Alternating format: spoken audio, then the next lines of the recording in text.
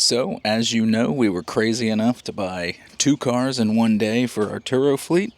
This is a 2017 Toyota Corolla, and I just wanted to give you a quick walkthrough, go over the numbers, and give you an idea of what it's like. So, upon quick inspection, you'll see that the tires, not too bad. Body over here, there was some damage, but that they fixed it before we even got it, so that was good.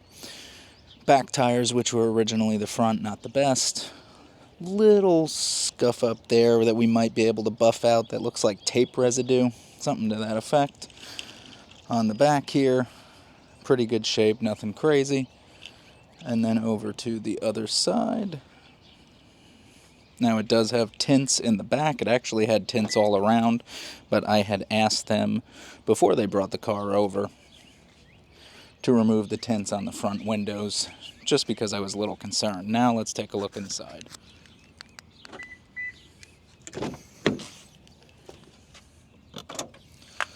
Alright, here you go. So one thing we noticed, the seats a little stained up, which, not the end of the world, but not exactly what I would prefer, but it is what it is. We'll work with that. Down here, not bad. Steering wheel area is great. Center console looks good. Other seat here, not too bad. Let's go check out the back seats. Same thing. Little stainage on the seats, not too bad. So what we're going to do is get a deep cleaning brush for our drill. Throw it on there, see what happens. Some basic staining over there, but that should wipe out no problem. Headliner looks decent, a little dirty, but not the worst. But let's go ahead and start it up, see how she sounds.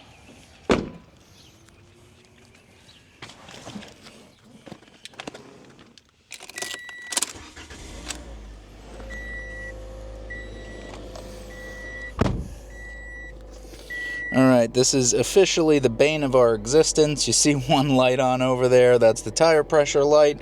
Now, there are no issues with the tire. I repeat, there are no issues with the tire. The problem that we face with all of these tires is that the sensors are bad. And whether we buy a 2012 or a 2017, that's kind of the range of years of our fleet, no matter what happens, somehow the tire pressure sensors are always bad and have to be replaced. Now, like I said, if you listen to the engine, I don't know if you could hear it. Let's see, insert ASMR sound. Maybe the air conditioning is throwing you off. Let me turn that off.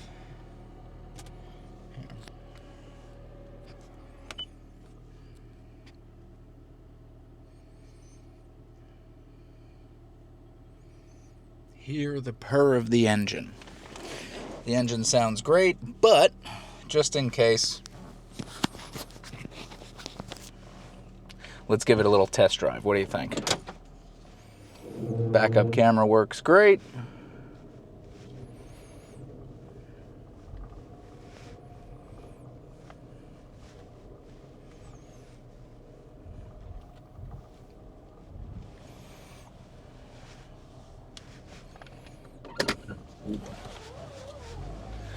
Alright, let's see how she drives. Acceleration's nice and smooth. Engine sounds good.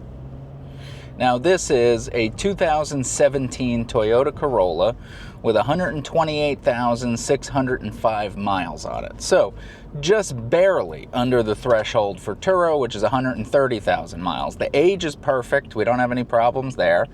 We just want to make sure that we get the first trip done before it hits 130,000 miles. Otherwise, we may have a problem. So the car is driving nicely, transmission shifts smoothly. We already got this one titled, insured, registered in our business name. It's actually the first official car in our business since forming an LLC, so we are super excited about that. And we had it already at our mechanic. They checked out the car, verified just what we thought. All we had to do was flip the tires, rotate them, so back tires go on the front goes on the back. That way we get a little more life out of them, but they're still well within the range, actually above the tread depth range for Turo. I would say we may have to do the back tires within the first few months, but not the end of the world. Brakes are good. Eventually, they said it might need the sway bar, which is not that big of a deal, just a little extra in the next like 2 oil changes. So all in all, the car is mechanically perfect, not really too much that it needs, so we're ready to get this out on the trip as soon as those stupid tire pressure sensors come in. So I'll probably drive the car around for the weekend. When they get it first thing on Monday, they'll have it done. We'll take our photos, get the car ready to rock and roll. And in case you were curious about what this car cost, we bought it for $7,200. They originally wanted a little over $8,000, and after fighting the good fight and negotiating as much as I possibly could, I was hoping to get it around $6,800, $7,000, but I was willing to go to $72,000, and we went back and forth for a while. I went to my highest. They didn't want to go lower than $76,000, so ultimately I just had to keep putting my foot down.